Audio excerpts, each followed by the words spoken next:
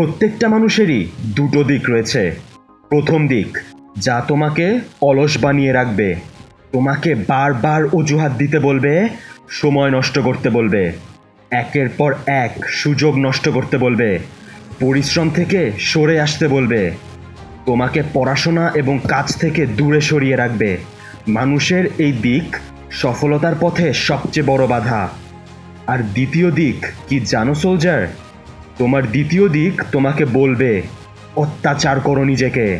তোমার দ্বিতীয় দিক তোমাকে বিছানায় শুয়ে থাকতে দিবে না, সময় নষ্ট করতে দিবে না।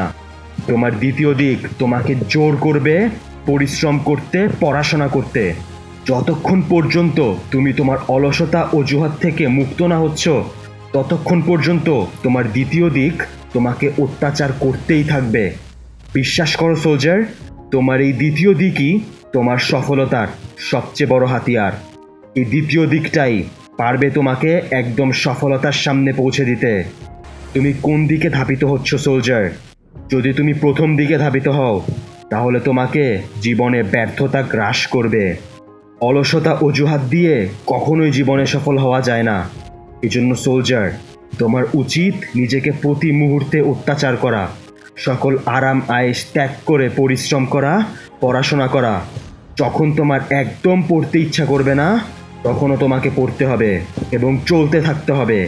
বিশ্বাস করো, তোমার এরকম পরিশ্রম করার মানসিকতাই তোমাকে একদিন সফলতায় ভাসাবে। তাই সোলজার, আরাম আয়েশ ধ্বংস করে নিজেকে অত্যাচার করা শুরু করো, সাফল্য আসবেই।